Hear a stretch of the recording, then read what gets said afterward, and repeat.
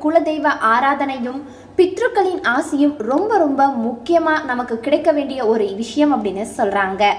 குலதெய்வத்தை யார் ஒருவர் விடாமல் தொடர்ந்து வழிபாடு செய்கிறாங்களோ அவங்களுக்கு வேண்டும் வரம் எல்லாமே கிடைக்குமா.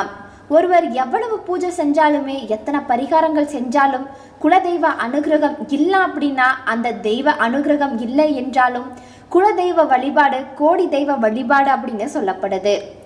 பல தெய்வங்களை வழிபாடு செய்து வரலாம். ஆனால் அந்த தெய்வங்கள் எல்லா தெய்வமும் குலதெய்வமாக ஆகாது. அவை இஷ்ட தெய்வங்கள் அல்லது இஷ்ட தேவதைகள் அப்படின்ற ஒரு கேட்டகரியில தான் வரும். இஷ்ட தெய்வமும் குலதெய்வத்திற்கு அடுத்தது தான். மற்ற தெய்வங்களும் குலதெய்வத்தின் அனுமதி பெற்றுதான் அருளை வழங்க முடியுமா. உங்களுடைய வாழ்க்கையில நீங்க வேண்ட விஷயம் உங்களுக்கு வேணும் அப்படின்னா நீங்க வேண்டக்கூடிய கடவுள் உங்க குலதெய்வத்தின் அனுமதியை பெற்றுதான் உங்களுக்கு அந்த கோரிக்கையை நிறைவேற்றுவாங்க. அப்போ முதல்ல நீங்க யாரை வேண்டணும் அப்படின்றத தெரிஞ்சுக்கோங்க.